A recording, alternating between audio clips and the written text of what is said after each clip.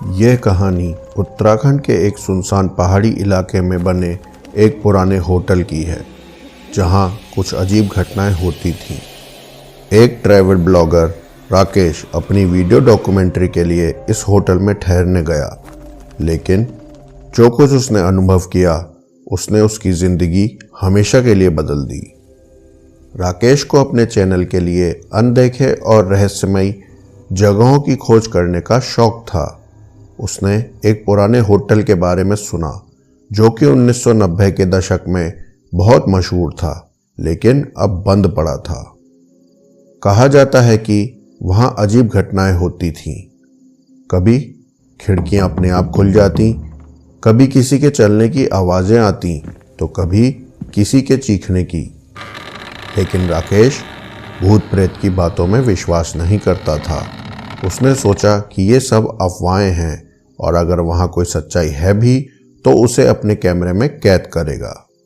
जब राकेश होटल पहुंचा तो वहाँ अजीब सी वीरानी थी।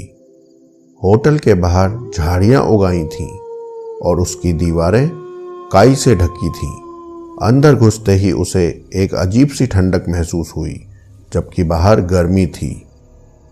होटल का मैनेजर, जो अब वहाँ अकेला रहता था, ने उसे चेतावनी दी, रात के बाद होटल के तीसरे माले पर मत जाना, वहाँ कुछ अजीब होता है।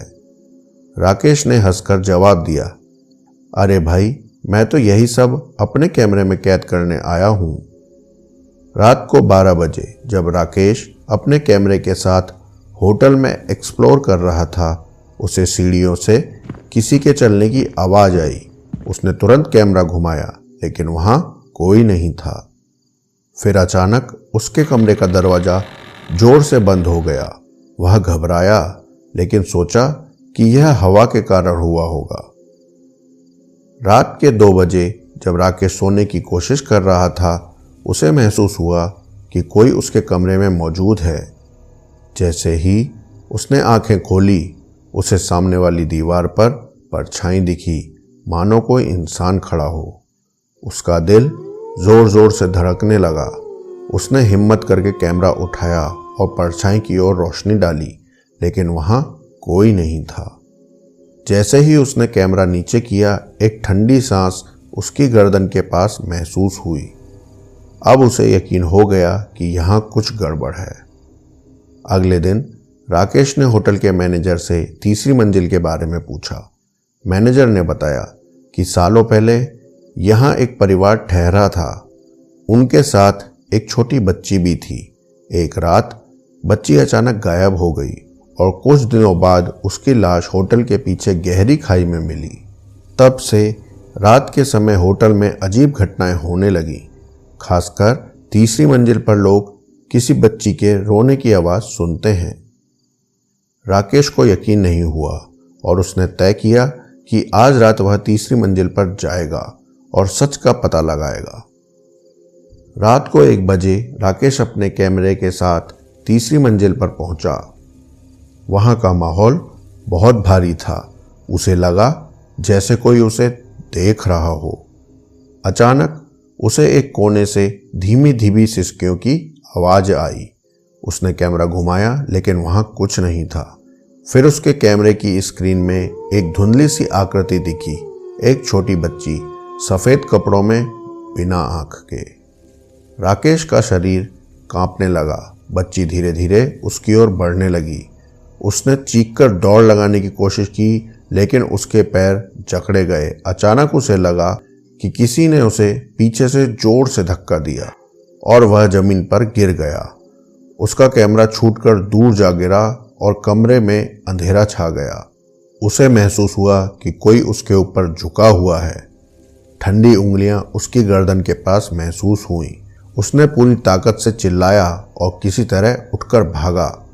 होटल से बाहर निकलने की जद्दोजहद राकेश ने तेजी से नीचे भागना शुरू किया, लेकिन सीढ़ियां जैसे खत्म ही नहीं हो रही थीं। उसे लग रहा था कि वह किसी अनदेखी शक्ति के जाल में फंस गया है। जैसे ही उसने सीढ़ियों से भागने की कोशिश की, उसे किसी ने धक्का दिया और राकेश बेहोश हो गया। अगले दिन सुबह राकेश होटल की सीढ़ियों पर पड़ा मिला। मैनेजर ने उसे झकझोरा। क्या हुआ, क्या देखा तुमने? राकेश कांपते हुए बोला, वो बच्ची। मैनेजर ने एक लंबी सांस ली और कहा, तुम्हें बचने के लिए अभी इस होटल को छोड़ना होगा। राकेश ने अपना कैमरा उठाया और बिना रुके होटल से बाहर निकला।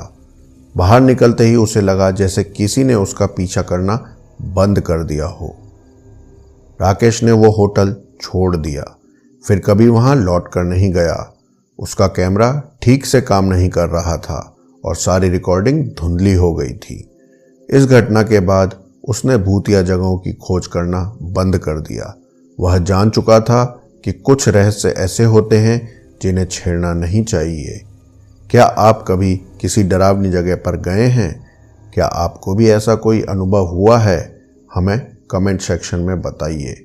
और यदि आपके साथ कोई रियल घटना घटी हो तो डिस्क्रिप्शन में हमारा मेल आईडी है, हमें मेल करिए। हम उसे अपनी आवाज़ में नरेट करके सब लोगों तक पहुंचाएंगे। जय श्री राम।